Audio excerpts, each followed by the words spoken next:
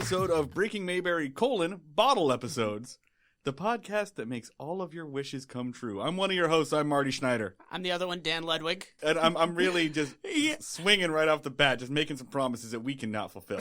Yeah, no, that was a challenging introduction. And with us today, helping us on wish fulfillment is... Really just leaning into that. I'm gonna.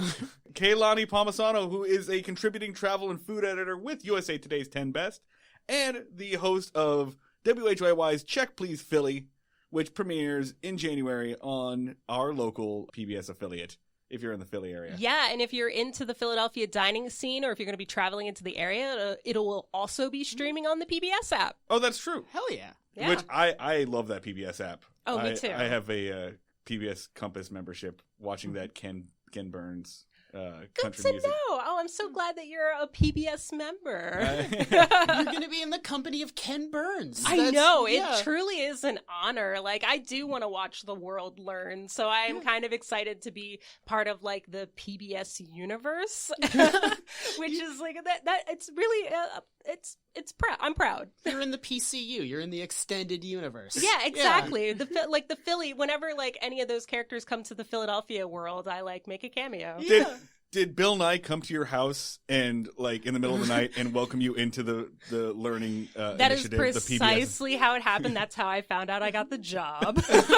No, it was more like the producer called, but I was expecting Qdoba because I had ordered out lunch. And so I thought it was the guy delivering Qdoba. And I answered the phone and was like, oh, I thought you were the Qdoba delivery guy. Oh, hang on. Thank you for the job. I've got Qdoba on the other line. They're oh right wait, now. like yeah, hang on. Actually, Hold I on. think he buzzed in, and I made my husband like run out and to go like grab the food while I was on the phone with the producer.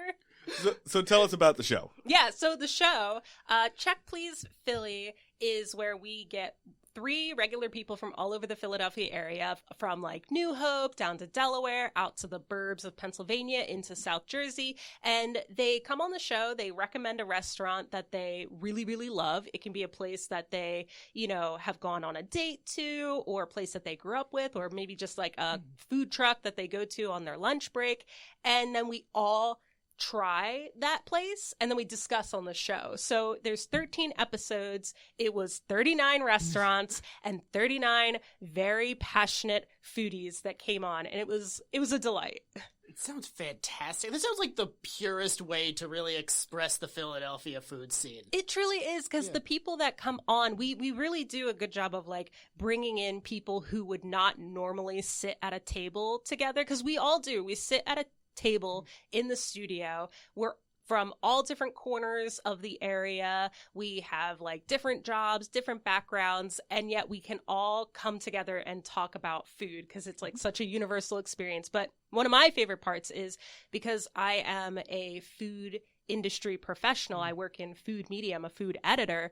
I love having conversations with real people about food where their perception of food is not confined to the rules of food media. Like, they are really just like, it's however it hits them, and it's just fun to be there. You've got 13 episodes done for this first season. Oh yeah. What's your favorite moment of this first season? What should I be watching for? I have so many amazing moments. We had like a university professor come on who was like a wine aficionado, and he started off like he didn't want to be on the show, like when he came into the studio, but then as he's drinking wine, which we do have wine and we do drink while we're, which is really like kind of risque for, like for PBS, right? You had a stuffy wine aficionado on yes, that slowly loosened up? He had like a comical mustache too, which just, tune in. Yes! It was so good. But like elbow patches, tweed jacket elbow patches? I think he actually did have elbow patches. Yes! Which is funny because it was like not the outfit he came into the studio with. He changed into that outfit. Wardrobe put him in there. Wardrobe was like, you don't look professorial enough. It just grew on him. Like, the second he was like, I'm a wine aficionado, it just like poofed onto him. Yeah, he like really loosened up. It was so much fun. Like, but he really like hated this one place. He called this one dish. He said it tasted like dishwater soap, and I was, or like dishwater. And I was like, were you drinking dishwater? Why do you know this? That's really specific. But yeah, that was like one moment. But we also have an opera singer came on, shared his talents with us. We had a magician, which blew my mind. I thought the magic was going to be bad, but it's actually really good. Did you take the opera singer to the Opera Cafe, to Victor Cafe in South I can't Philly? tell you. You'll have to tune in and see. Okay. Quick note. There is a cafe in South Philly called Victor Cafe. All of the wait staff are trained opera singers. They will sing like every 20 minutes or so. They'll do a quick performance for you. I took my girlfriend there for her birthday. It's also the location of Adrian's restaurant in the later Rocky and the Creed movies. Great place. I absolutely love it. That's my recommendation. Yes. Yeah. Point for Marty to edit out, just really quick off mic. Where did the magician want to go? Oh man, no, I'm not going to tell you. Okay, Tune in. Right. Tune in. Okay. All right, I'm gonna keep that in. Damn it. Okay, but It's on the record now. Fuck. today we are not talking about. I expect you to pick a more food heavy episode, but today we are discussing I Dream of Jeannie. This episode has some food. It mentions food offhand. There are banquets are mentioned and described in depth. So we're talking about Season 2, Episode 15. Originally airs December 19th, 1966. Jeannie Breaks the Bank. Yes. Directed by Hal Cooper, written by Sidney Sheldon. I'm going to do the one-sentence summary from Wikipedia, as I always do. This is a weird one. Jeannie puts $3 million in Tony's bank account for fear they cut off ears. Yeah. That's the description? That's the description. I mean, accurate, yes. Yeah, she was like really worried about the earless Abdul was his name. Mildly racist. Yeah, Smidge racist. mildly. I mean, that was slathered on. We'll get into that. So, Kay, why did you pick this episode? We did guest choice. Yeah. Actually, so the question I had up top is like, but we were talking before we started recording about how you sort of see these as like time capsules, like you really like Hanna-Barbera and all that stuff. Oh yeah. And just like general overarching, what's your impression of I Dream of Jeannie? Like, it's crazy because it's like and I'm sure a lot of people our age like tuned into Nick at Night, and that's how we came into like that's how we know about things like I Love Lucy, The Munsters, like any of those old programming, and I Dream of Jeannie was kind of in that lineup, right? Right. Yeah. And you always get a little bit of confusion too, because you don't, when it's all put together like that, you don't realize that I Love Lucy was on the air like a full 15 years before. Oh yeah, and it blew my mind. I remember sitting and watching one I Love Lucy episode, and she's like, 49 or 48 states, and I was like, 48 states?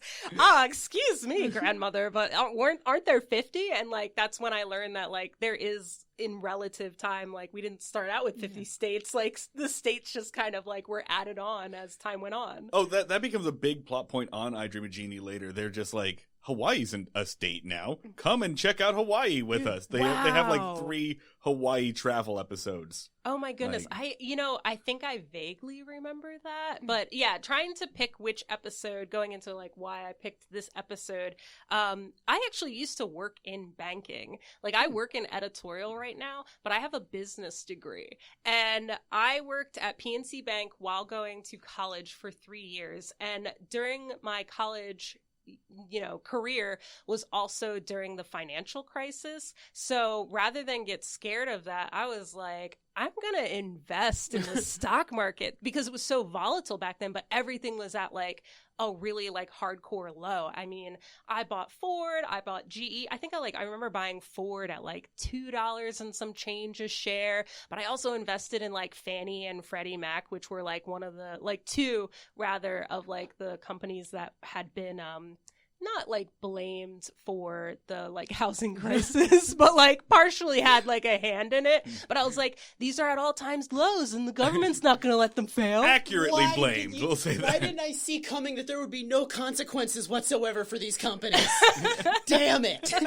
But I started trading when I was 18. I got like a little share builder account. It was through ING at the time, which the share builder accounts had been acquired by Capital One in recent years, but it was through ING. It was online, and I just like worked really hard at PNC Bank. I was getting a business degree. I was getting Bloomberg every Business Week every week as like a subscription, a magazine subscription. So like I really had at that time my like fingers on the pulse of like the stock market. And so like I'm not gonna lie, I actually did like pretty well, to the point where I actually moved to Germany for a while and just day traded. Holy like that's shit. And I actually, well, I was going to school too, so I was like going to business school in Germany, trading on the stock market. I lived like in a castle, which was like where my school was, and I treated this castle like it was just my house. Like I'd go to my German class, which was in the basement, which was a Nazi bunker. I'd like do my laundry down the hall, and then I'd show up in class in my slippers because I was like, this whole castle, I live here. This is my house. I live here. Okay, so the episode is canceled because we're just talking about this now. Did you say bunker? Nazi bunker? Hang on. No, yeah, of course. Dan, the show is canceled. We can't have anyone else on the show anymore. We've already hit our most interesting guest. We're done. All right, we're going to go through this castle room by room, starting with the Nazi bunker. That was in the basement. That was it. There was laundry and my German class. At what point do you fight Mecha Hitler? Yeah.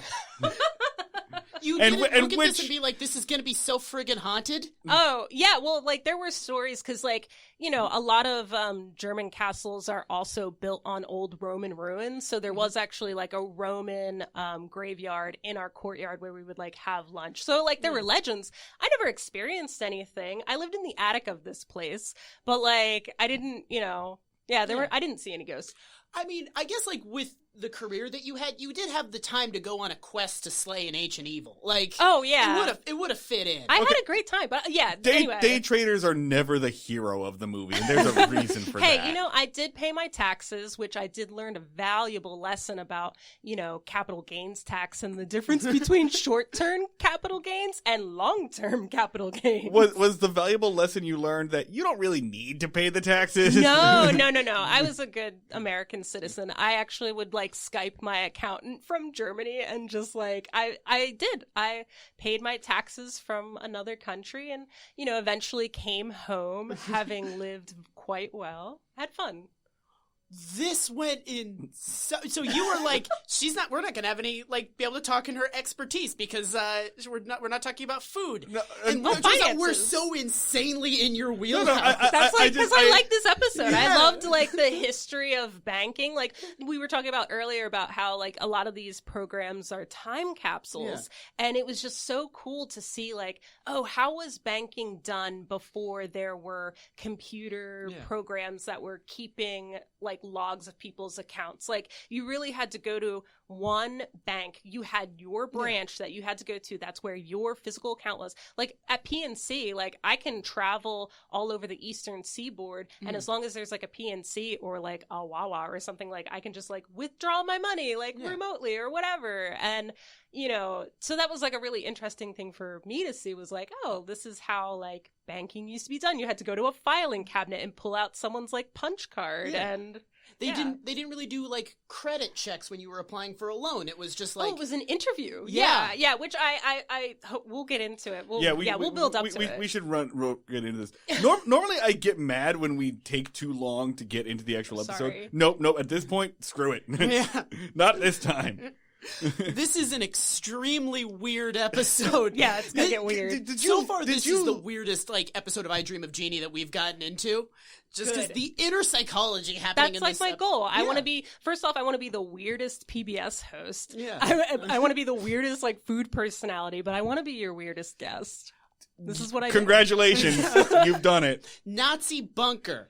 You beat out the woman who wrote the pickle book. Yeah. Oh, wow. Oh, that book is pretty brilliant, though. You lived in a castle. Right now you are like a thing I'm still wrapping my head around. I actually bought a onesie specifically so that I could run around in that castle wearing the onesie. There's somewhere on Facebook many moons ago of me wearing that onesie. I still have that onesie. You didn't do like the Scrooge nightshirt? Yeah, I would absolutely just be rocking a giant like bed shirt and a little hat with a tassel at the end. Cap. Cap with a tassel.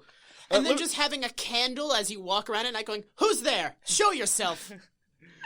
Okay, what question about the episode? Did you like this episode of I Dream of Jeannie? I did, yeah. I did like it. It was kind of bizarre. I did not. Did you not? Okay. I mean, I will find good things about anything that I watch. No, I'll try to be positive in all respects. But from the description that I read of the episode, not gonna lie, I did kind of like, from the Wikipedia link that you had given me, it was like I searched for food and this came up because she racks up an insane food bill and he can't buy a boat with his friend Roger, right? Right. Yeah. The lowest stakes episode of TV ever created. You know what? All right, I kind of cheated. I did not read the 1 sentence summary from Wikipedia. I read what it said on Google. This is the one no worries. This is the 1 sentence summary from Wikipedia. I'm apologizing to the listeners. Somehow our fans will survive. Yeah. This is the one from Wikipedia. Because Jeannie has run up a staggering food bill, Tony is unable to join Roger in buying a sailboat. Jeannie goes to the bank with Tony to help, in quotation marks, borrow money for his share. Right, and I felt like within the first few seconds of the episode, I was kind of weirded out. I was like, wow, they really launched right into the main plot point of this episode, which usually I feel like there's like a build-up. Yeah, they never do an opening joke. Yeah. Well, no, I would argue the exact opposite. I would argue they always do an opening joke, and I go, that's a cute opening joke. I wonder what the episode's going to be. And then it turns out that opening joke is the episode, and I go, oh, really? I was kind of weirded out. I was like, is that it? Was that the whole episode? But then it ramps up later on. So let's describe what actually happens. Yeah, let's here. get into it. First scene, we are at the house. Tony is wandering around. He's looking for Jeannie, and she pops up and says that she was sleepy because she made a really big dinner last night. Yeah, which... Again, it's always been very confusing what Jeannie's physical limitations are because she's a god. Yes. And this is already getting off the foot of wait, why? You're magic. Why are you sleepy? This whole scene is just a series of wait, what? Why? Also too, oh gosh, what's the main character? The astronaut Tony? Tony. Yeah, Tony. Okay, sorry, Tony. Tony walks in. He's the most forgettable human imaginable, so it's fine. I'm actually really bad at names on movies, television shows, all of it. I could watch a whole season of something and just not know the main characters' names, and I'll just describe them. But Tony, the astronaut, he walks in and he's like, Jeannie, calling for Jeannie. And that's when I remember the bad jump cuts. Because they had to freeze, stop the cameras, and then Jeannie would pop in, but there's always a minuscule move. Yeah, like his hair moves or something like that. Right, yeah. And this whole show is basically they invented the jump cut, and they were like, we can make it look like stuff is magically appearing and disappearing. Let's make an entire TV show based around 5 years. Five seasons out of this. 5 seasons out of this, and Barbara Eden being hot. That's all. That's it. Yeah. Oh, also, too, the whole debacle of she couldn't show her belly button on television. Do you remember this? No, but now that I mention it, she doesn't show her button. This was apparently a big thing with the network. It would have been too risque for her to show her belly button. So the networks were no, you really need to cover it up. So you never really see her belly button. And there's even I remember reading an interview with her, and she said that there's an episode where they go to the beach, probably one of the Hawaii episodes. Yeah. And there's other women in 2-piece bikinis, and you see their belly buttons. But Jeannie is in a onesie, or a one piece. You know what? Hang on. I'm gonna defend this decision. Okay. Jeannie doesn't have a belly button because Jeannie doesn't have an umbilical cord. Ooh. Is that Jeannies don't give live birth? Did she? It's a Kyle XY situation. Oh, that's right. I'm referencing So Kyle XY. it wasn't controlling women's bodies and misogyny. I mean, yes, it was. But there was an in-universe reason for it. You're kind of giving me a Kaiser Sose flashback realization, because I distinctly remember watching this as a kid and being whoa, a show with a belly button. And even we were watching this and I was and I'm just I'm remembering her as having a belly button, and then the entire time I'm going through, I never saw a single belly button. I just kind of assumed that was it. This Mandela effect. Dan's having a Berenstain. Yeah. Was there a movie called Shazam? We'll never know. I kind of just I just assumed there was a belly button there so much that I never actually looked. I just looked at the way she was dressed, and I was like, yeah, she's dressed like Jasmine from Aladdin, so I'm assuming there's probably a belly button there. I'm not going to check. we've gotten into the first few seconds of this episode. Yeah. So they talk about this meal. Kay, do you have written down what was on the meal? There was I meant to go back and I just remember because they creme rattle brulee. it off. Yeah, there was Caviar. caviar, champagne.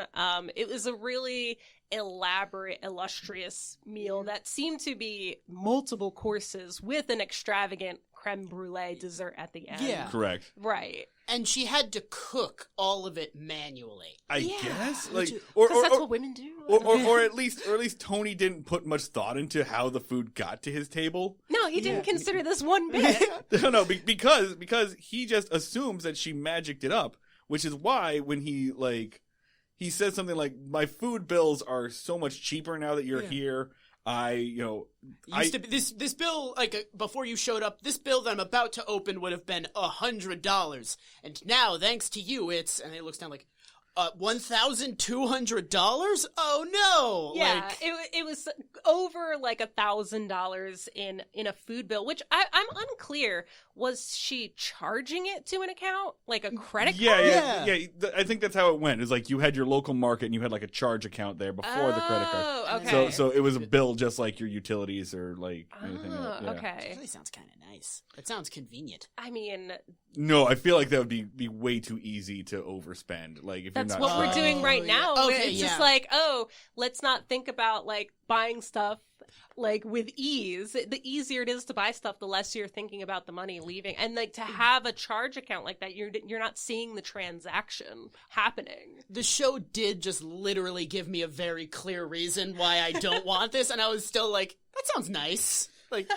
I did the math on everything else but this, so I'm going to check. This is 1967, I think, and let's say a $1,200 bill. That is a $9,224 bill In today money? In today money. Wow. Jesus Christ. That is nearly a $10,000 dinner that he ate. The best part is this entire show is them really struggling to figure out how to have stakes when one of your characters is just the Great Gazoo from Flintstones and can just create anything, and mostly it's around just Tony being an absolute lunatic and having very weird reasons for what he wants to do. And this is oh no, actual stakes. Jeannie has just been buying food for him for some reason, so now Tony's going to be destitute, and instead it's just oh man, I can't buy a boat I wanted to buy. Right. Yeah. Right. Not worried about rent or Yeah. whatever. I don't know if he owns his house and he's got a mortgage or whatever, but It specifies that he has a mortgage in this oh, episode. okay. Yeah. Oh, that's right. With the interview with the loan officer, but So, yeah. okay, Yeah, he's not I'm ruined. He's just oh man, I gotta wait. I was supposed to buy a boat today. Okay, all right, I was gonna save this until later, but I did some research, right? Because the premise of this basically is that Tony is living paycheck to paycheck, or that he just can't buy a boat. So, let's do this first. So Tony realizes that he and his friend Roger were gonna go in halvesies on a boat, and now he can't afford to do that because he was gonna buy a boat. And Jeannie's like, "Oh well, here's a boat," and just makes a boat appear in the living room. Yeah. And with wind effects somehow. Oh yeah. Where I was like, why is it outside suddenly? To the point that someone had to go, Jeannie, turn off the wind effects. Yes. Now Tony's whole thing is he can't buy a boat, and he doesn't want this boat because part of the fun of this was saving up the money And working and for working it. for it. But you didn't mind not paying for your food? Yeah, What that's what blew my mind. Where it's he's entitled to the food, an extravagant meal, of which he's just well, I don't have to work hard for my meal. Jeannie just brings it to me. Yeah, it was fine when it was the woman making the meal. This is a good place to launch into it as any. I don't understand the inside of Tony's head. I understand a dog's brain more than I can understand His, this character. Yeah, mid-century man logic. Yeah, because it's even the most hardcore capitalist, sweat of your brow, earn my money person, no one wouldn't be hell yeah, free boat. Oh yeah, and he even made the joke of just when Roger comes. So Roger comes and he's oh, we're ready to buy a boat today. And, Tony's like, well, I can't today. And he's like, well, what happened to your money? And he makes the joke, well, apparently I ate it. Yeah. And it's like, well, yeah, you did. Yeah, you did. You spent money on food, my dude. That's how that shit goes. Like, And his specific explanation is the only thing that's fun about a boat is working for it and saving up for it and getting to buy it. because Right. he wants the boat as a status symbol, basically, to show I'm the kind of motherfucker that can buy a boat. It's I like worked hard. I bought a boat. it's like that app that was in the App Store that cost like $1,000, and all it did was yell, "I'm rich." Yeah.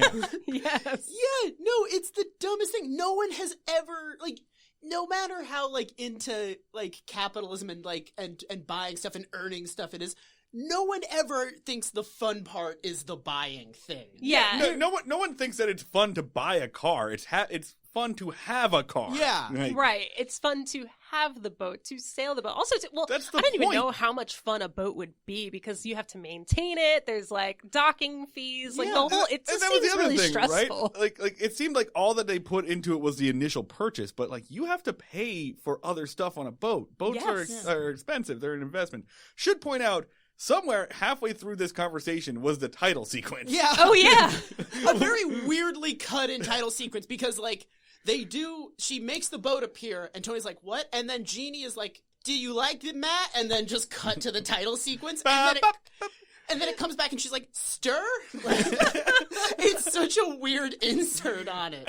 And then once again, I'm sitting there at home going, that was a cute opener. All right, she made a boat. I wonder what we're going to do for the rest. Oh, nope, we're just continuing this scene. Okay. This is the episode. Also, off of the boat logic not making sense, who goes halfsies on a boat with a coworker? People who don't want to be friends anymore. Yeah. You want Yeah. to ruin your friendship. Yeah, like, he's not even, like, his best friend. He's just a dude he works with that he I seems to think Roger's begrudgingly his hang best out friend, or his only friend, really. I think only due to proximity. I Just think because that's they're fair. in space together all the time. Oh, true. Right, Yeah. because they just do their weekly Thursday space flights. This show does not totally understand what an astronaut does on a day-to-day basis. Nor does it understand what an astronaut makes. So I Yeah. went and looked this up, because I was trying to figure out, because the whole premise is that, like, Tony's well off, but he's not making, like, ridiculous He's not purchases. making boat money. He's not making Yeah. boat money. He's got to go in with his friend going boat money. And I was sitting there going, I feel like an astronaut would probably make boat money. So I looked it up. I looked up, what a major in the Air Force makes, because he is. He's a major.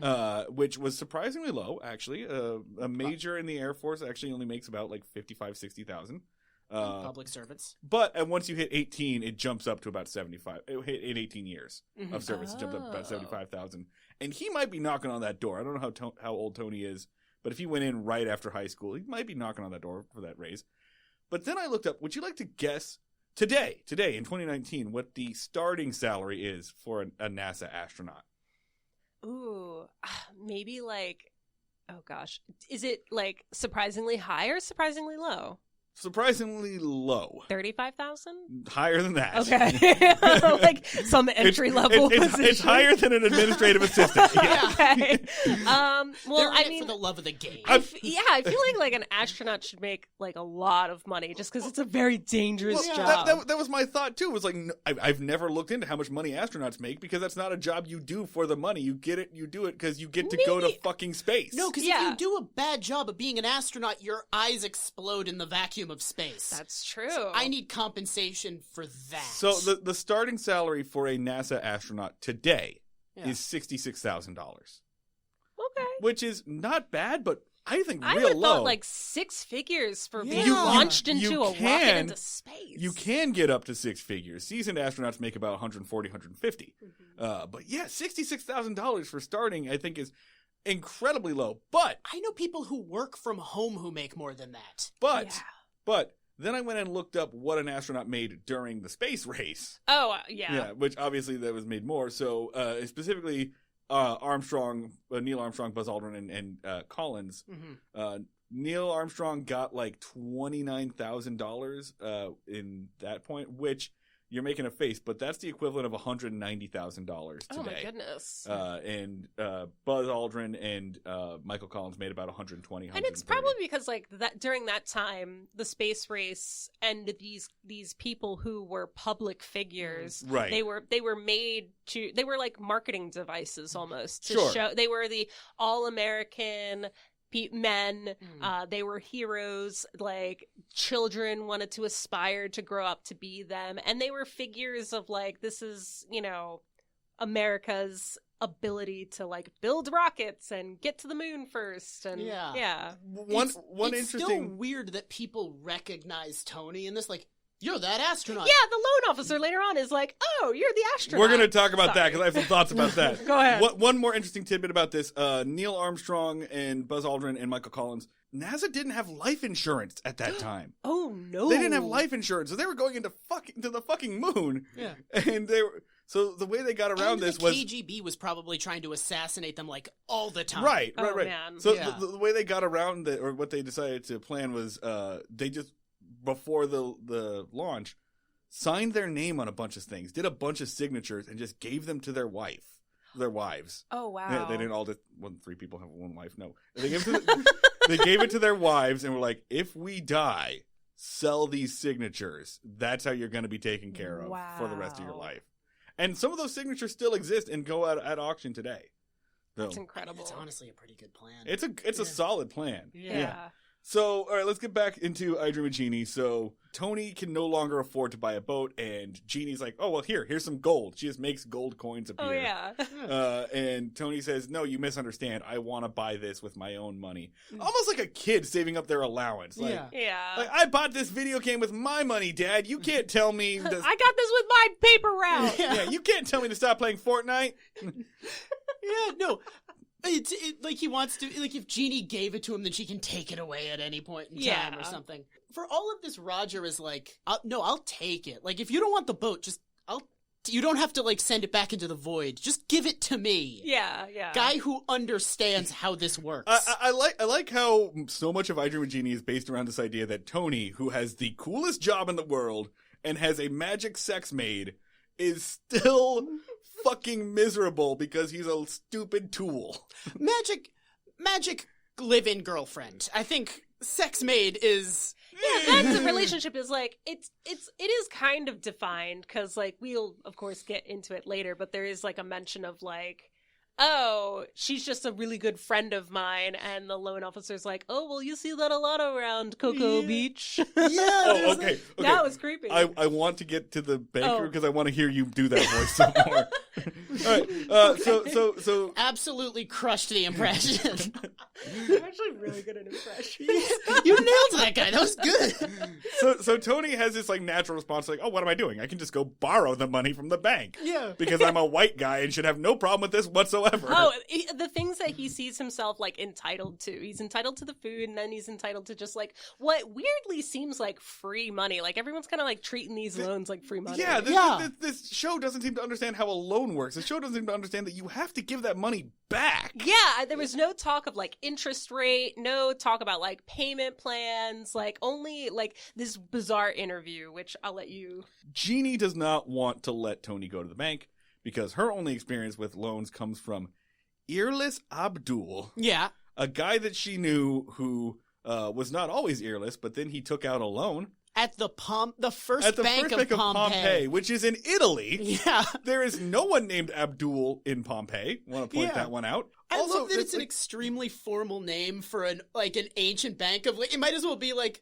the Osiris Credit Union or something. Like it's so formal, it's so dumb. Oh, but this bit is real fucking racist. Like it is some straight up like original verses of Arabian Nights from Aladdin racist. This is where you realize that like the Genie character is ripped straight out of like the exoticism of like Persia and the exoticism of like the Middle East.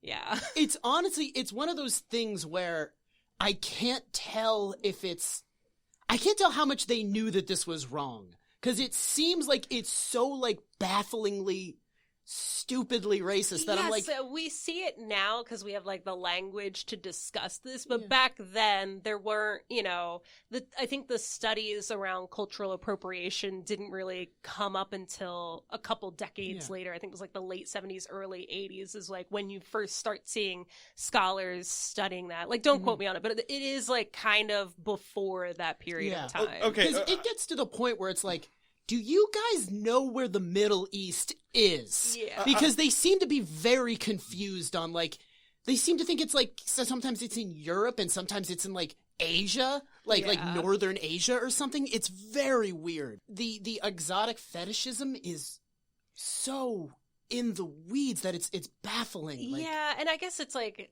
people like saw it as like an art, they saw the art form of it and just totally glossed over the cultural elements and used them as weird like plot devices. Yeah. And it just, the whole thing is like really icky. Yeah. But I do appreciate the Warner Brothers take on it, where it's like, these are what was of the time, and for us to like remove it or ignore it would be like us ignoring that it actually happened. Right. So contextually, like, we do need to understand like this is the way people thought.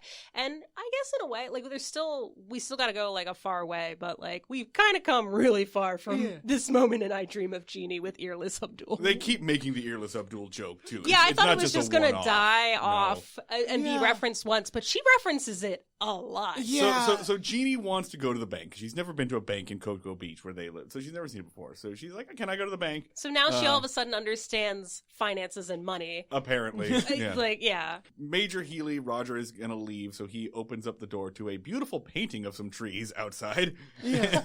And then he says that Major Bellows is coming in, and so Major Bellows comes in. Who's always the guy who's just like, "Oh, I'll get you, Tony, for some reason." He's the Elmer Fudd of this show. Oh, basically. yeah. He really has it out for Tony for some reason. And he comes in, what we figured out is like, he's the psychiatrist of, he's like NASA's psychiatrist. Mm-hmm. And he's always like, "Tony, you're doing some weird stuff. I gotta make sure that you are physically like and mentally fit to go into space." Oh, yeah. Major Bellows is just doing his fucking job. Well, it does seem like he doesn't like Tony very much, and like, also screw Tony. I'm Team Bellows. it's unclear if he thinks Tony is crazy or if he thinks Tony has a magic girlfriend. It's like, I don't know. I don't know That's what like he's- hard to tell. So Bellows comes in and he's like, "You've got a boat in your living room. Last week you had an apple tree in your living room. Oh, yeah. Do you want to explain this shit to me?" And Tony's response should be, "No. Yeah. Fuck off. You're in my home. You're not my dad. It's literally none of he your barges business." in completely uninvited. Yeah, it's literally 0% of your business. Like, NASA doesn't pay for this home. I pay for this home. It's none of your goddamn business what's in my house. And like, most of this episode should be Tony just saying, "No, fuck you" to Bellows. Yeah. He brings Bellows in. Jeannie magically turns herself into a bearded Swedish man. That was bizarre, Which yeah. is a I don't weird think it was, moment. like, necessary. No. She could have just disappeared. Yeah. She does it numerous times. And then Tony looks at him and says that Jeannie's name is Pedro, and then Bellows is like, "Pedro?" And he goes, "Pedro Sven." Incredibly, again, just steering, pulling out tropes. Just just really steering bizarre. into some nice racism with Just this really bizarre. weird bit. This show can't do anything good with Pedros. We saw that in the last episode too. Oh yeah, they skidded into the racist Mexican gardener Oh, thing. no. Yeah, with they had like a Speedy Gonzales music happening in the background. Ugh. It was bad. That's gross. So anyway, as always, Bellows comes in and is like, "This is some weird shit that I don't want to have to deal with. Bye." And then he pieces out. like half of this character is just showing up to remind you that he's the antagonist and then leaving. He always senses that there's something fishy going on. Very like Fairly Odd Parents with the teacher. Yeah, only yeah. he doesn't specifically know that there's like He is a Mr. Crocker. yeah, He he's a nailed Mr. it. Crocker. Yeah. He does say a line I really like of just him going like, "It's gonna be one of those weeks, isn't it?" Which I feel like it's just him going like, "Damn it, we're doing an episode right now, aren't we?" He's like bizarrely aware. He's so mad that he has to be in an episode of I Dream of Jeannie. Ah, damn it, there was a title sequence a minute ago, wasn't there? I heard the theme music. Fuck. This is gonna go poorly for me. So he leaves, and then Jeannie says, "All right, well, let's go to the bank." Next scene. At the bank. They are, in We've fact, gotten at through- a bank. We've gotten through scene 1. We're doing great. So they're at the bank. There's this gentleman, Mr. Wilford, who, how are we going to describe Mr. Wilford? I don't know, like, he's an older gentleman. Yeah. Right? Right? Vaguely British, like all the stuffy people But in he the show. has kind of that old-timey voice where like he might have worked in theater at some point, like he made which is like an interesting time of like he might have done like what was it called, like like stage shows. Yeah. Like He's in vaudevillian. Yeah. It's almost vaudeville. Like he's got like very like announcery voice. He enunciates very clearly. John Irwin McGiver was an American character actor who made more than 100 appearances in television and motion picture not over read a how 2-decade he span. The owl-faced, portly character actor with his mid-Atlantic accent and precise diction was often cast as pompous Englishmen and other stuffy, aristocratic and bureaucratic types. Okay. So he was in Breakfast at Tiffany's. He was in some American Express commercials. So you can pretty much figure out. And gonna go to personal life and death. Oh, Christ, you always do this. He died of a heart attack in his home. Okay, that's fine. That's sad. Every time we check a Wikipedia page, Marty reads their grisly cause of death, which is wonderful and makes our What's show the, so most accessible. unique cause of death that you've read so far? Doodles Weaver was fucking murdered. You had that right on the right out of the seat of your A pants. guy who was a postman in the show for 5 minutes shot himself in the chest twice. He was fucking murdered. He was twice. Yeah. Doodles Weaver had some shit on some people, and he was gonna write a book about it, and he was fucking murdered. Wow. Yeah. He was gonna write a book called The Golden Spike. Who shoots himself in the chest twice? Yeah, like really, like Yeah, wow. Who gets like, I've shot myself in the heart. Well, I still have the strength and determination to just double Do it, to make sure. Yeah. Seriously. But yeah, so the banker, like, I Dream of Jeannie is in color. When I'm picturing him in my head, he is in black and white. Like, I can't. His voice is in black and white. Yeah. I can't picture him in anything other than black and white because he is so like an It's a Wonderful Life motherfucker. Like he is like archetypal. He is so like fundamentally like stuffy banker. Oh yes, Yeah. yeah. But like he gets a little like loosey goosey with Mr. Bellows, where he's asking the interview questions and then asking like, well, why do you want this loan? And it's like, oh, it's for a boat, and it's like, Moby Dick and the old sea. So let's get into this. The Call of the Bride, Moby Dick, and all that. Harumph. Let's get into that. Let's explain what the fuck we're talking about to the listeners. It really feels like he's been playing stuffy, like very reserved, button-down banker rules, and they were just like, "Hey, for this show, we don't really give a fuck, so you can just go off." They let him have fun. Which that was refreshing. So Tony and Jeannie take a seat at the bank, and they're listening to this guy Wilbur, this banker Wilbur, talk to a older woman who was newly widowed about getting a loan, and she wants to take out a loan of $70. Her husband died and left her penniless, and she wants to take out a loan of $70 so that she can get a sewing machine and start up a business taking in sewing. And that's legit. Yeah, legit. She's taking out what is essentially a small business loan. And he's like, yes, that's the spirit that built America. Oh, that entrepreneurial spirit. I love this. Just please list out all of your property ownings and every bit of capital you have. Yeah. Capitalism. And it's kind of great because, like, then she's like, I don't have any property or savings. That's why I'm trying to get a loan because I need to get a sewing machine so that I can, support my family. Right. And this is, in, like, any other thing that, like, gave a shit, he'd be like, madam? Like, he'd give a very reserved speech of, like, this bank must turn a profit and I must turn you away. And he's just like, fuck you! Like, he just gets to go. Gets up, walks her out, and is just like, when you get some property, come back to us. He's like the dad from Mary Poppins, but like on Quaaludes. Yeah. He's just like, you don't get to have a Christmas. Get out of my bank. But he doesn't just get like throws a shoe at her. He doesn't get upset about it at all. And Tony keeps telling Jeannie, don't worry, it'll be fine. He's going to be a decent man. He's going to be helpful. And that doesn't happen. Jeannie mentions Earless Abdul again. She's like, oh, that's just like the guy that took care of Earless. Yeah. Tony is the death stare that she gives him when they go sit at the table. Barbara Eden's facial expressions in this scene are fantastic. Yes. Barbara Eden is like, all the cast of this show is just like, white guy, white guy, white guy. Barbara Eden carrying the show on her fucking back. Like, none of... Yeah, very talented, very funny, like... Yeah. None of the other characters on this show are really anything. And animated, very animated. So Yeah. she, in this scene where it's like she sits down and she's just, like, shooting daggers at the banker the entire time. He, like, walks around the table and she just, like... She stares him down. She's like a cartoon. Like, she's being so animated and, like, the world is kind of so gray and mundane around her that she feels like I mean, like the cartoon character. you know, this Mr. Wilford character is in black and white. Yeah. So. And so Jeannie coming out right against capitalism. Yeah, Jeannie, fuck banks. Hell yeah. They sit down and Tony says that he would like to apply for a loan of $1,600, right? Something like that. And he's almost immediately rejected. This is where Wilbur goes, yes, you want to buy a boat on the high seas. Oh, Moby Dick and all that. Pip, pip, cheerio. Oh, Literally, nautical terms, port to starboard. The line kind of became John Oliver at the end there. The line Moby Dick and all that is very clearly such like a placeholder line of like, we'll insert him saying some sea shit here. And then they just forgot to change that. I'm just like, he just like ad-libbed it, just like very improvisational, but also too, it's just like Ahab, like you're calling him like crazy, like hunting this like mysterious whale, like he's just like, you're gonna go out and, I don't know, hunt whales, whatever the fuck people with boats do. I have a little note here. How does NASA not pay for Tony's house? Oh, yeah, that's something I should point out.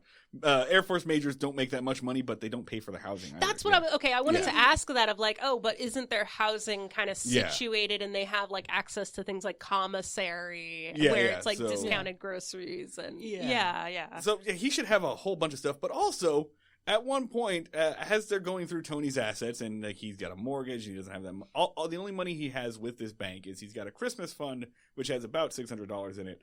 And then finally, Wilbur looks at Tony and is like, "Wait, aren't you Tony Nelson, the astronaut?" Mm-hmm.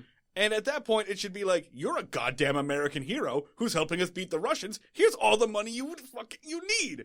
Yeah. How is this difficult for Tony?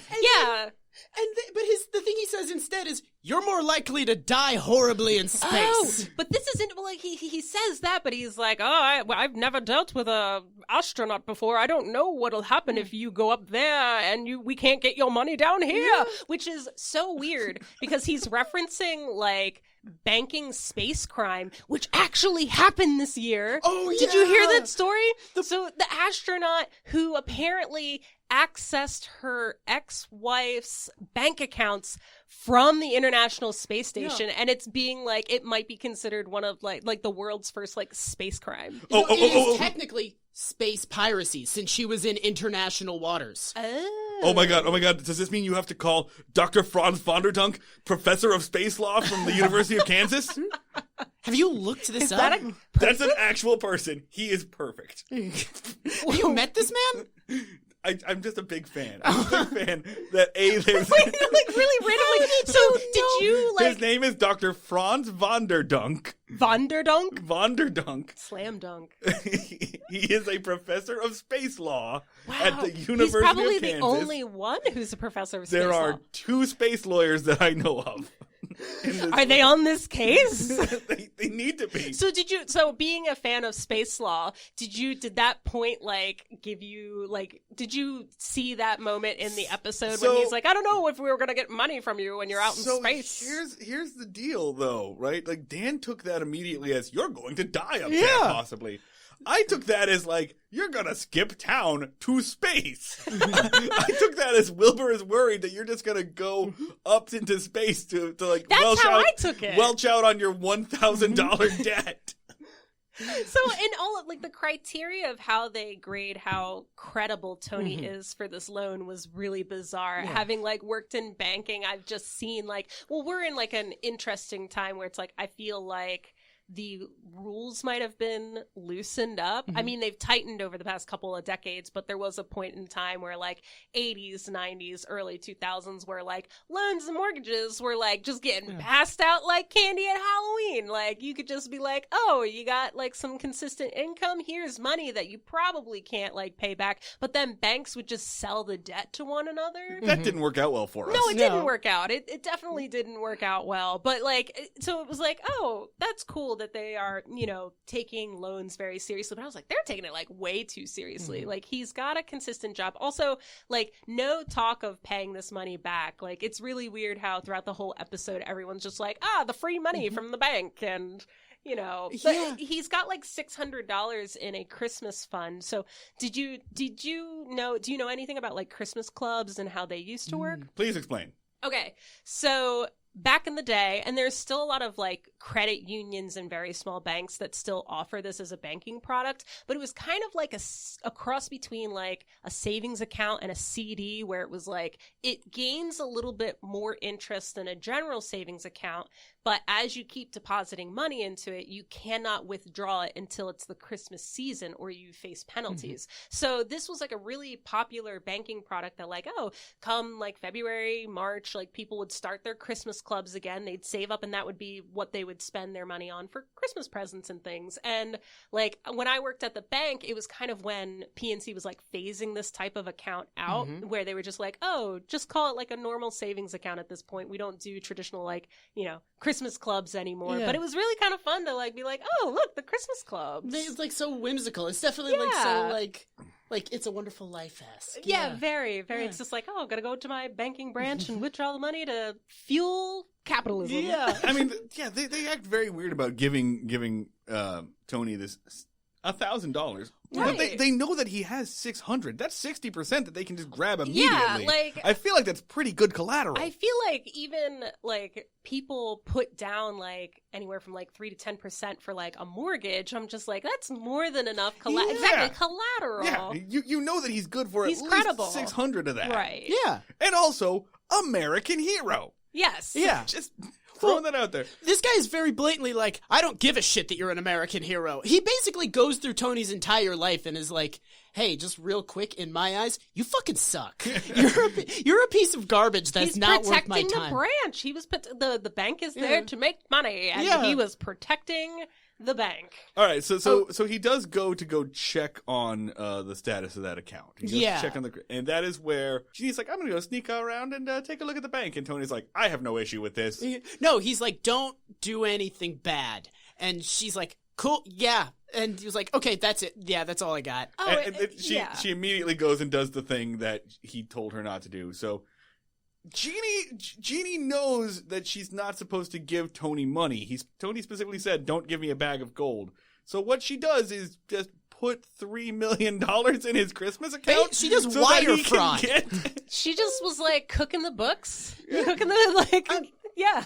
All she does is just change the writing on a piece of paper. Right. Like, which is weird to see, like, how was she able to get into that part of the bank? Yeah. Because that's where all of the accounts are. That seems like really sensitive information that she should not have any access to, and should also be more or less, like, closed off to the rest of the bank. And it's not at all. It's behind, like a 3-foot wall. It's behind a baby gate. Her cover for doing this is, like, she's, like, rustling around She's in a looking file through cabinet. other people's accounts. Yeah, which should be, like, more alarming. That should be like getting her like a quicker like, excuse me, who are you? Than if she was just hanging out. Right. We've seen her do this in NASA though. We've seen her just walk into fucking NASA just looking like a secretary. Well, it's kind of amazing. Like, did you ever read? I think it was like not Food Inc. It was Fast Food Nation. Yeah. So the beginning of that book starts off with like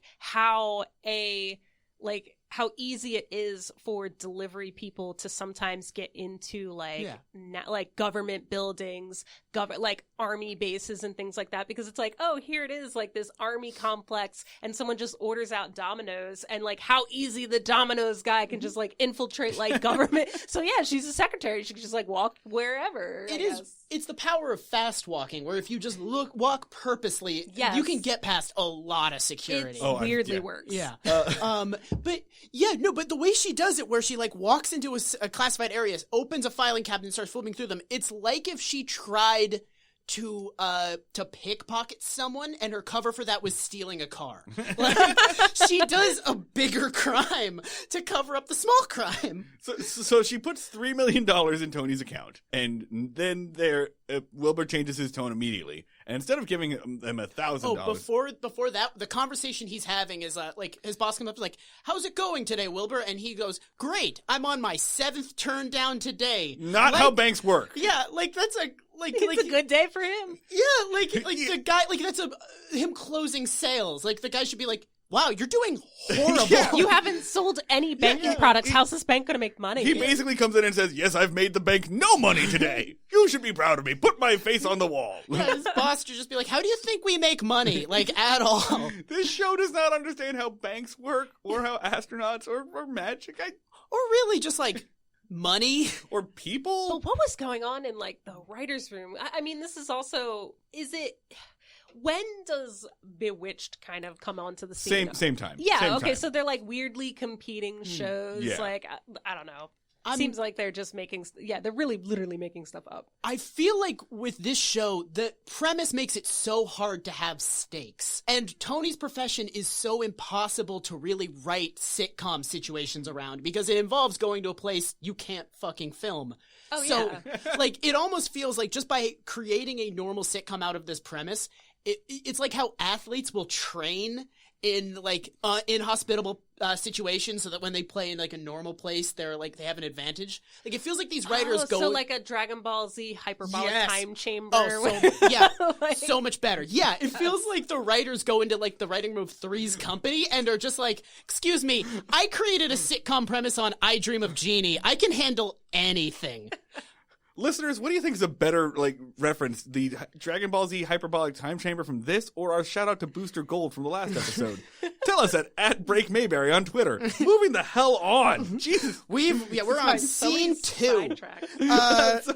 So Wilfred immediately turns around and he's trying to get him to take out a loan for $100,000 or even $200,000. Also, before this happens, before Wilbur leaves, we're still getting into the weeds. Jeannie said like, "Hey, I don't like this situation, Master. I can give you everything you need," and he's like, "There's a lot of that going on in Cocoa Beach."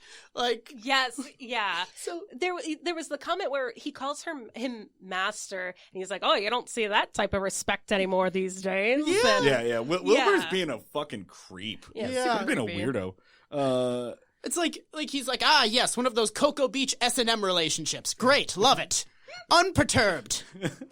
He just like he's making arguments. He's like, "I want to give you a loan for $100,000," and Tony's like, "Here are reasons why I don't need that." And is like, "But you totally need $150,000." Yeah, it incrementally keeps climbing up until it's like, at $200,000. Which at that point, if you've got $3 million in the bank, why are you not just withdrawing the cash? You don't need a loan. Yeah, like loans are for money you don't have, but can pay off as time progresses. Right? Yeah. Like I don't know.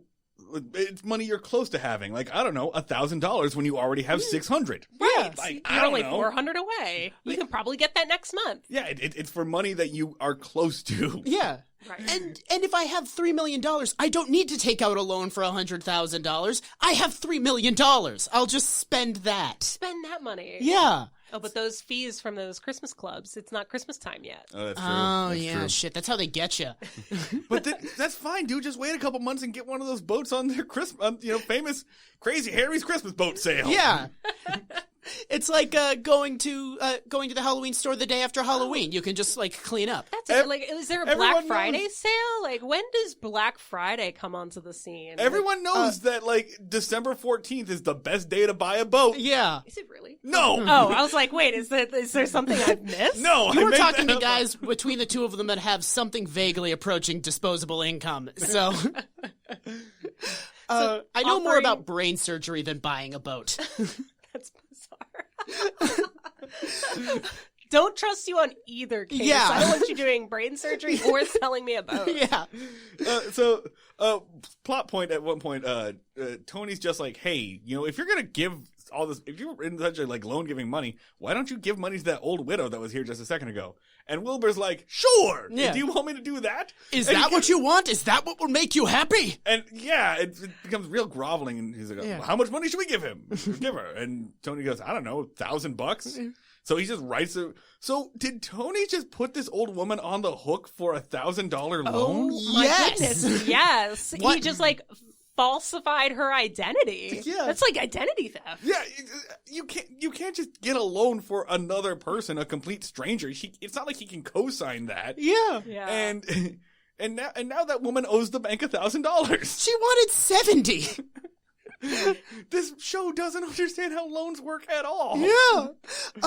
Okay, so they leave. They're just like, woo, we got a loan. And how much money does he wind up taking? Does he take the 100,000? I think he just takes the 1,000.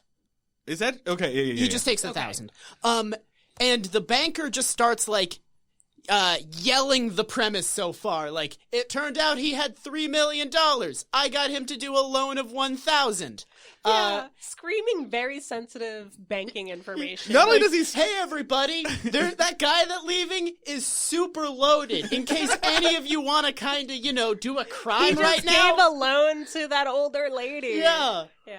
and then so Major Bellows is there standing in line. He overhears, and then he walks over. He's like, "I'm sorry, did you just say that Major Nelson has $3 million in his account?" And the guy's just like, yes. They're like, yeah. Hell yeah, man. Let's confirm I don't know this. your deal, but yep. Let's confirm this sensitive information. Hey, do you want to know his mother's maiden name too? How about his social security number? I'm just throwing out cards with my client's social security information on them. How many do you want? Come on, open up your hands. I'm going to dump a couple of PIN numbers in there. The black market before the black market, just selling everyone's identity. That's how the bank makes money. Identity theft for everyone. You know what is going to happen is we're going to go get a bank historian to come on this show, and they're going to tell us, no, that was completely legal in the 60s. You can tell anyone anything. The overarching thing we've learned from this show is everything was legal until 1978. Wow, that's when it got real stuffy. Yeah. That's when all the architecture just went to brutalism. Yeah, exactly. Basically the only thing preventing you from doing a crime in the 60s was just politeness. It would be rude to do a crime to me. So Bellows finds out that Tony has $3 million. And here's the crux of it. He's really upset by it. He's like, how's Tony going to explain this? Yeah. And again, fuck off, Bellows. It's none of your fucking business. He mentions, later on he threatens to court-martial Tony. For what? He doesn't say he thinks he's stealing the money from the government. Right. There's no account on the government side that's saying there's been a $3 million loss. Yeah, you can't take someone to court for having money. I think I have a reason for it. It is the Cold War. He is a government servant in a it's the KGB. It's a Cold War thing. If a person within the military suddenly has $3 million, it probably means that he's about to steal some NASA shit and get on a boat. Then include literally one line of him saying that. Yeah. Well, you know where is There's a great no place? justification given that. Oh, great place to hide that? A Christmas fund. Yeah. No one looks at the Christmas Club account. That was good. I thought you were going to say, you know where's a great place to hide that? The moon. Even better. No one will. You can get some real offshore, really, really offshore accounts. Far offshore. As far offshore as you can get. This is actually the most stakes that any show we've ever watched has had, because if Tony doesn't prove his innocence, he's going to be shot. He's going to be shot in the back of the head and dumped in a swamp because they think that he was selling state secrets. No, that's a completely logical explanation, and I'm not going to let you make it canon because one line, literally including one line of having Bellows say that would have made this whole thing so much better. But don't you think it would have been dated? They don't. There's Would that have dated the show? They don't care about being dated. We've talked about this. You mean because they didn't have a sense of reruns at this point. They didn't figure that people would still be watching it 30, 40 years later. So they didn't give a shit about it being dated. They didn't imagine people like us existing. They were like, "Oh, we're just filling airtime." Yeah. So no, every episode of a sitcom back then was like, "Congratulations, you're 22 minutes closer to death." So yeah, Dan, great explanation. I'm not allowing. I'm gonna veto it. Okay. Because this episode still sucks shit because they didn't mention that. Okay, so on from the yelling. So where were we? Okay, so Bellows has resolved to I'm gonna get to the bottom of this $3 million. Why? It's none of your business.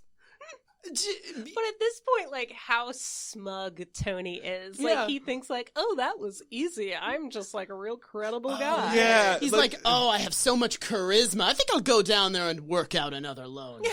Yes. He thinks it was his charm and how good of a guy he is that got him the loan. At one point in time, Tony says, they bring back the Abdul thing, and he was Tony was yeah, see that? I managed to get a loan, and they didn't take my ears. They don't take your ears for taking out the loan, Yeah. Tony. That's not the part where your ears get taken. They It's when take you out your don't pay ears it later. Yeah. You're not even understanding your own racist thing. Every single episode, I like rapidly waver between like, does the show know that Tony is a goon, or is that on accident? Because like some episodes would be like, oh no, the show's into it. He's supposed to be an absolute clod. Well, yeah, and I think it's actually like a great depiction of like how men could just like surf on their waves Yeah. of mediocrity, like through and just stumble into success and Yeah. stumble into like beautiful wives and expensive dinners and not think about it. Yeah, there's Behind every great man is a magical woman with no belly button. Exactly. yeah, no, there is like and I still can't tell how intentional it is, but there is like a feminist critique in this show of like his overwhelming mediocrity, but he's unaware of how much of his, because he'll just go through, there'll be entire episodes it's like Tony going, I'm great at doing blank thing, and it's just her sitting behind him just like blinking things into existence to make him not Yeah, suck. like he doesn't have any of the wherewithal of like, oh, I didn't have this talent before. I didn't work hard at all for this, but I can do it. And he keeps forgetting that his pop sort of girlfriend is like magic. He keeps just Right. being like, that's definitely not an explanation for anything. You know, I didn't realize it until I was looking at the notes just now, but this scene, that we can almost just entirely skip this scene, because it basically just exists so that Tony can update the viewer if they were in the other room. Yeah. Like, Oh, we just, yes. we came back from commercial, and now there's this small scene where Tony kind of like updates us from now on. He tells Roger what's going on. There's like one cute bit where Roger's like downstairs and Jeannie pops him, like blinks him up. Wow, I forgot about this Oh. scene. Yeah. I totally forgot about It's a pointless scene, and we can skip it. I just want to say that there's like a cute bit between Roger and There was some actual chemistry Like, between them. I there's was like, so is much- there a relationship between them? There's so much more chemistry between the actor that plays Roger and Barbara Eden than there is between Tony and Roger. Yeah. Because she's like fucking with him. But and also because like Roger's a better character and a better actor and like more fun to have on screen. Yeah. But yeah, she's like messing with him and teasing him, like threatening to blink him downstairs. Blink him back downstairs. Because he doesn't like it when she blinks him upstairs. He's like, don't do it, I'll walk. And she like puts her hands together and teases him like to fake him out. It's a cute moment. It's a real good moment. Otherwise, this scene is pointless. The only thing that we know now is that Roger knows that Tony has the money. Right. I like that he establishes that he doesn't like being teleported, because the real reaction to that would just be like screaming and then throwing up.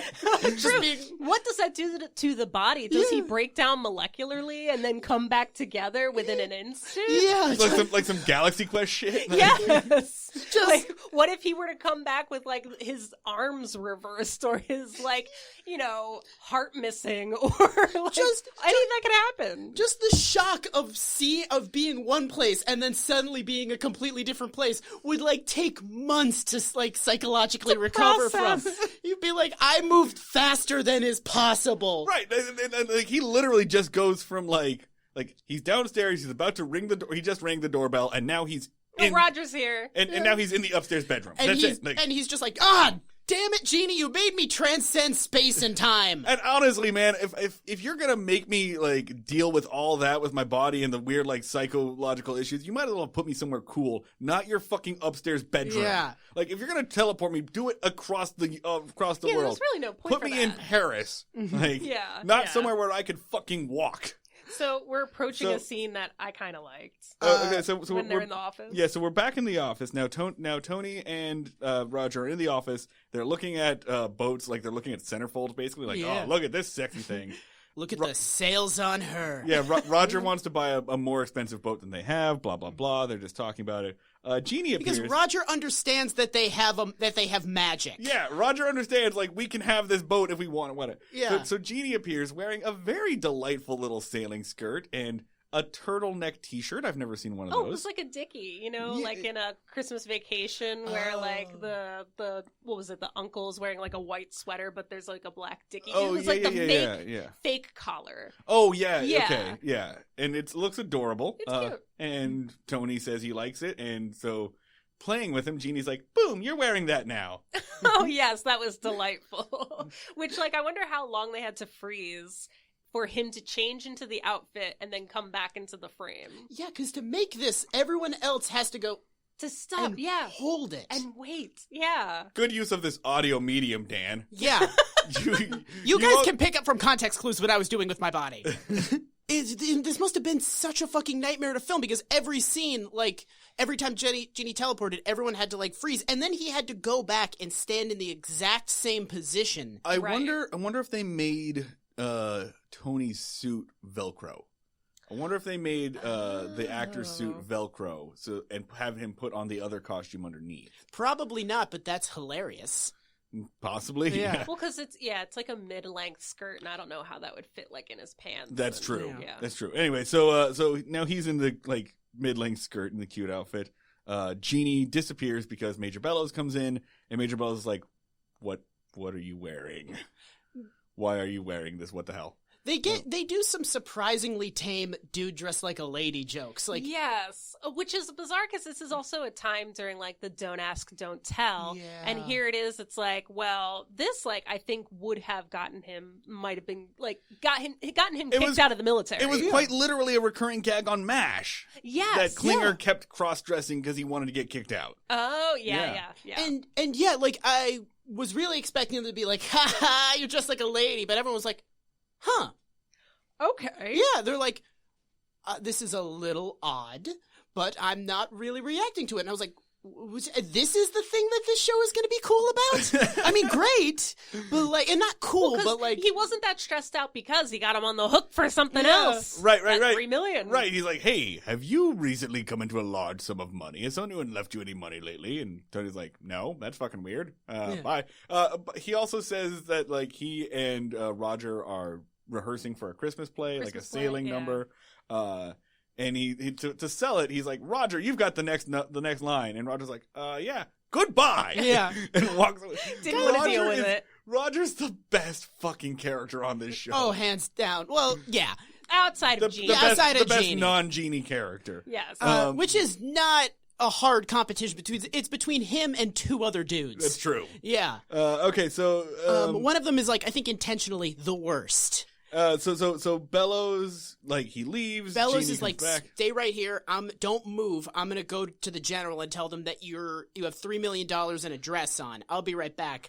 And then the general's response should be, "Huh, good for him." No, so I love the scene with the general because it has so much information in it where he's like, "Okay, so you're telling me that he has $3 million in and a dress on. I think you're fucking crazy, and you come to me with these so much that I have permanently started questioning your sanity." Oh, but there's also the talk of him going through psychoanalysis again. Yeah, he's like, if this is another one of your vivid hallucinations, you're going through psychoanalysis again. So Tony has compromised this man's sanity to the point he has gaslit him so effectively that he's like getting Section 8'd. Yes. Yeah. Yeah. Section 9'd? What's the you're right the first time. First time. Section 8'd. Yeah, no, like he's driven a man insane. Which, like, at the first time you go through psychoanalysis, I would just be like, you know what? I'm not even gonna like bring him into my world. I'm not gonna pay attention to what Tony's doing. But he just like gets sucked into it again. And here's the thing, right? We're talking like 1960s psychology. Like People were essentially getting shocked. Yeah, it's very likely that this man is now being electrocuted, having his nipples electrocuted because of this. Like, yeah, just like it's kind of crazy that the show just acknowledges like there's a man in the background of this show being broken, like week by week. Yes, why are we not talking about that? Yeah, the gaslighting, the what stress they're putting Bellows through. Yeah. No, like because Bellows' options are pretend that he didn't see a boat in a guy's living room, or B, believe his eyes and like try and to. Also, where are the repercussions aside from going through psychoanalysis? Like, how has he not been demoted from his position? Your campaign of harassment against this one dude. At least one man loses his job as a result of Jeannie shenanigans, and the only in this episode. At least one man goes to prison. Yeah, and possibly goes to prison. And the only reason why Bellows doesn't lose his job is because they need him for the next episode. Yeah, right. But like, so Jeannie reveals what she did. Tony yells at her. Bellows and the general enter. They talk about, they lie about the play again, blah, blah, blah. This is where Bellows threatens to court-martial Tony for no reason. Maybe he's a Russian asset. Maybe that was implied. Maybe people got that at the time. And, maybe it was just one of those things that was so common that you didn't really have to say it out loud. And they say, all right, well, we're all going to the bank. Yeah. And so he drags everybody down to the bank. Jeannie pops up to say to no one, oh, I did it again. Just look at the cat. Wow, Ricky, wow. No, it is 100% her. Did I do that? Did I do that? Yeah, it is. It's kind of like I don't know. Is that one of her catchphrases? Or I mean, if so, it's terrible. And I can see why it didn't make it into the lexicon, because it's really just like her going, ah, shit. So they go Damn back. it. We're gonna kind of rush to the finish here because like a whole bunch of stuff happens at once. They go back to the bank, but right before they show up, an auditor comes to Wilfred and it's like, "Hey, you don't have $3 million. If Tony Nelson has $3 million, then we're missing $3 million. $3 million. That's kind of the crazy thing is she didn't just put $3 million into Tony's bank account. She had all these transactions. Yeah, she moved it from someone else's account into his account. She can create money. We've seen she's like the fucking mint.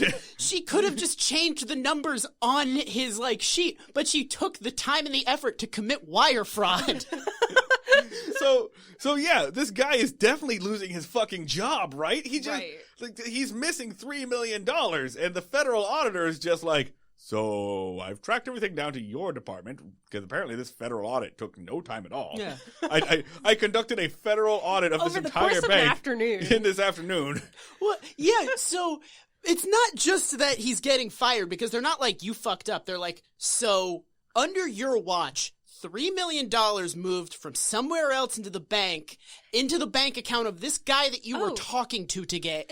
This takes a lot of time. Like, I've been involved in a couple of bank audits, like where like, you know, I worked at a branch that was like in an area, like there had been like a few robberies. Like, luckily I'd never actually been involved in one. The closest I got was like I was leaving and I held the door for the person who inevitably like robbed the bank. But like we had a situation where like an inside job where like thousands of dollars went missing, and you have to like sit there and wait, and you count every single cent in that bank, and it takes hours. It is long and grueling, and you cannot like close the branch.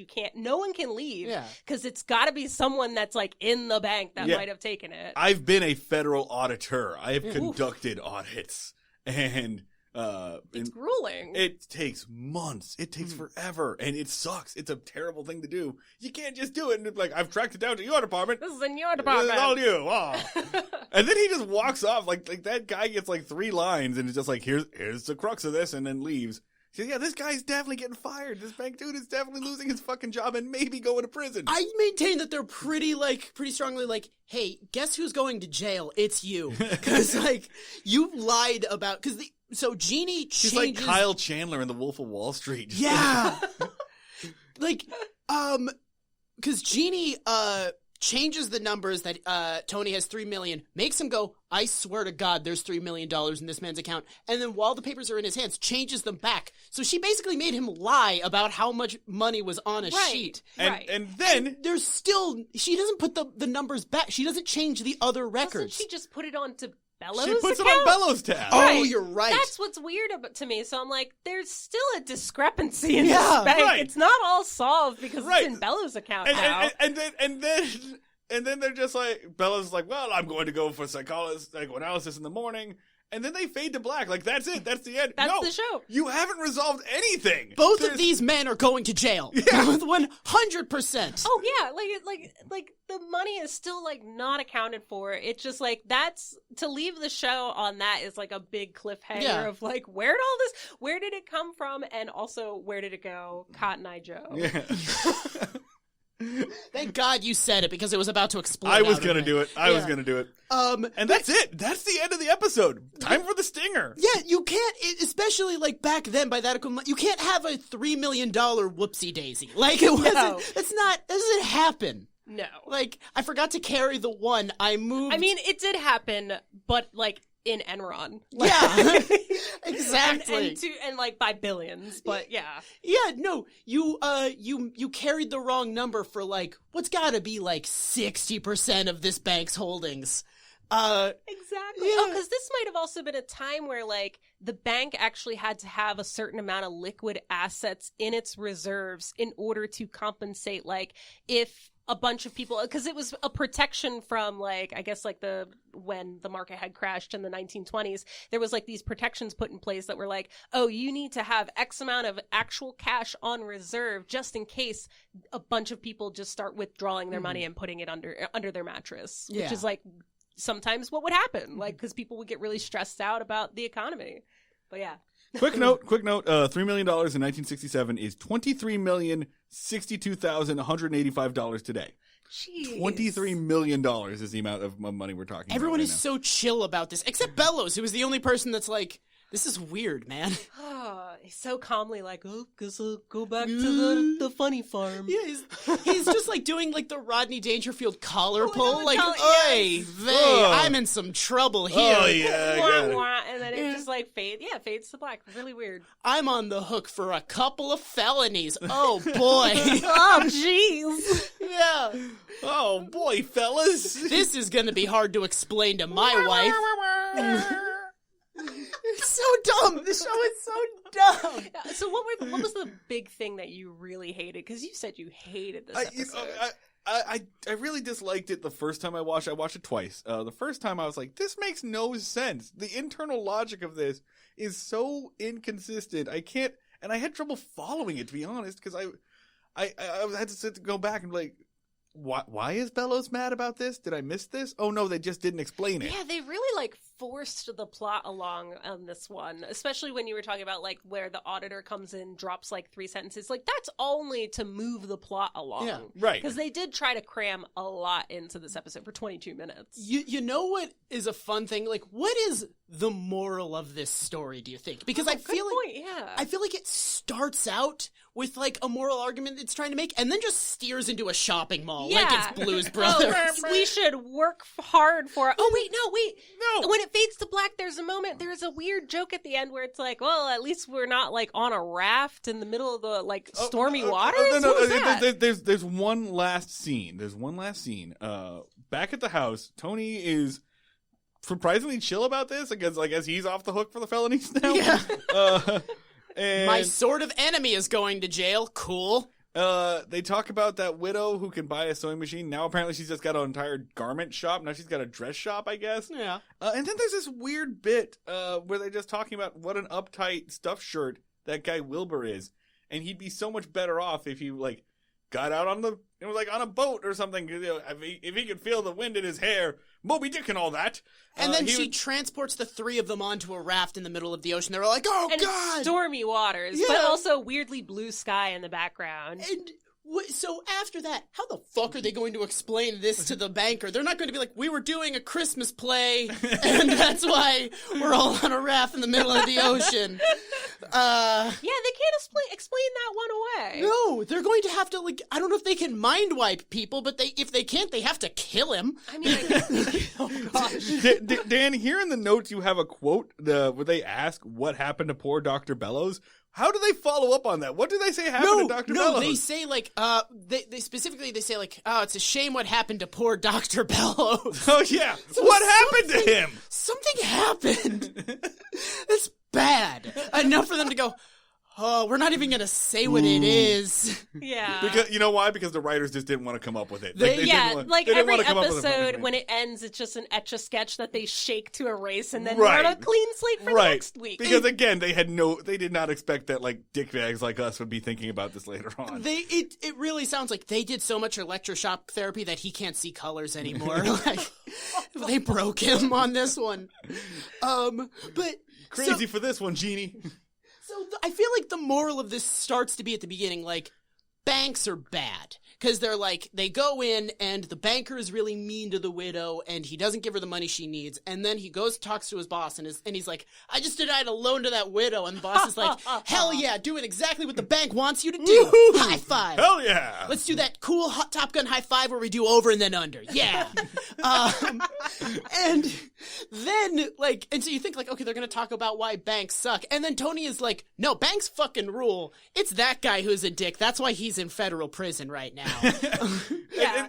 Innocent people go to jail and go to psychoanalysis for no reason, except for, for Tony's own, to get him off scotch-free. And at no point is Tony ever like, oh, so I wasn't super charming and I didn't get that loan on my own? Like, no Tony accountability learns whatsoever. Nothing. Yeah. Tony learned. I'm going to say it.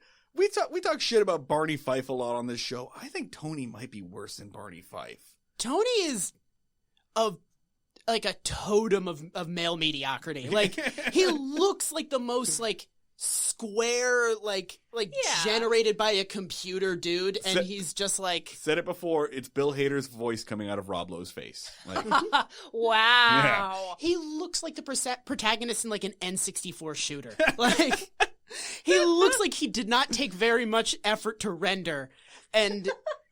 He's just supposed to be, like, firing guns at the everyman. ninjas. Yeah. If every man were an astronaut. They gave him the coolest job. They gave him the hot girlfriend, and he's still miserable because he sucks as a person. Yeah. Because he's just a terrible waste of human being. He really, everyone's explained him, like, your girlfriend is magic. She can do literally anything, and she loves you, and she wants to do whatever she can to make you happy. And he's like... He's just so all unsatisfied. Yeah, and he's so like, so I can have big dinners? And they're like, the show's like, yeah, you can do that. You can do that. Do you want to do anything else? He's like, big dinners. That sounds great. I am going to enjoy so many big dinners. End of thought. Except later on, because we've seen this happen where he's like, oh, I could use her powers to do anything. When he actually gets the powers himself and then uses it to fix her hair. Yeah. Oh, gosh. That's it. That's all he does.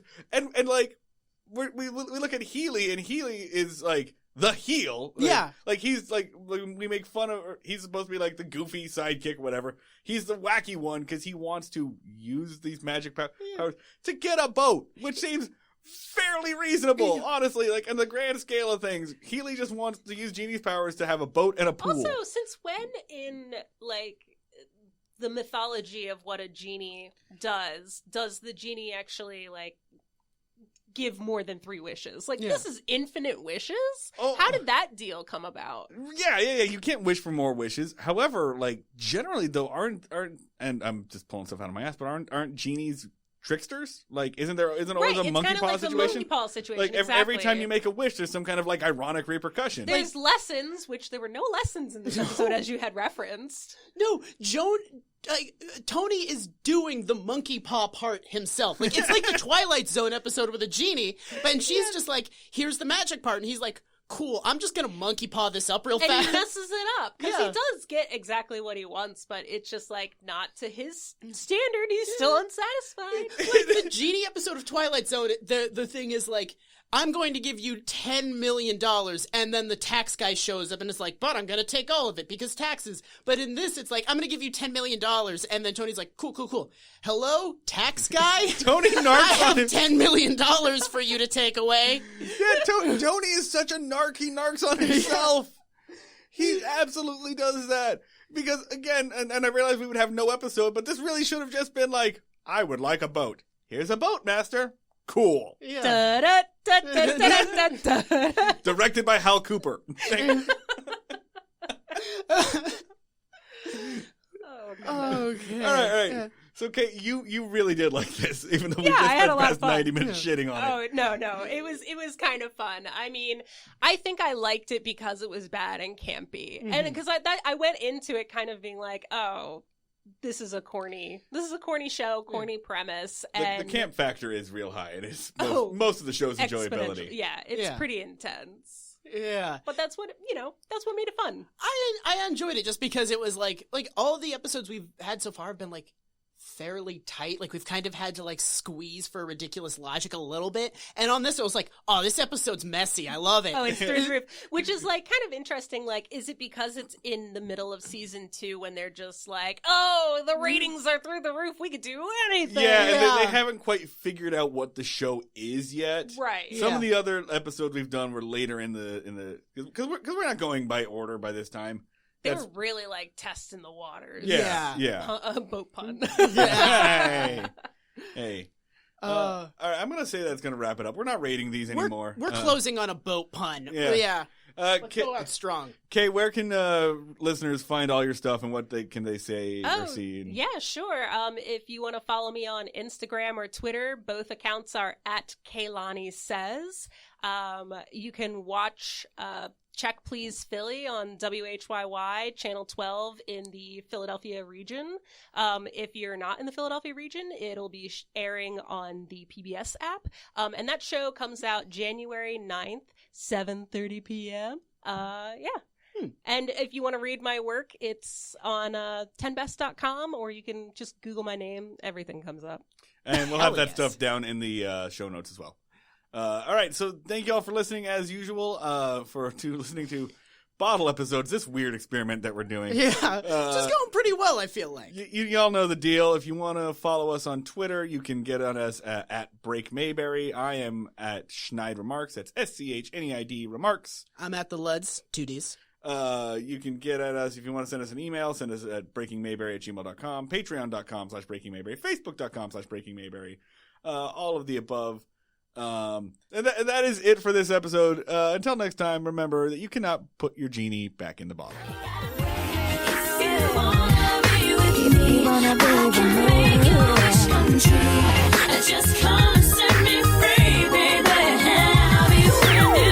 I'm a genie in a bottle, baby. Come on and let me out.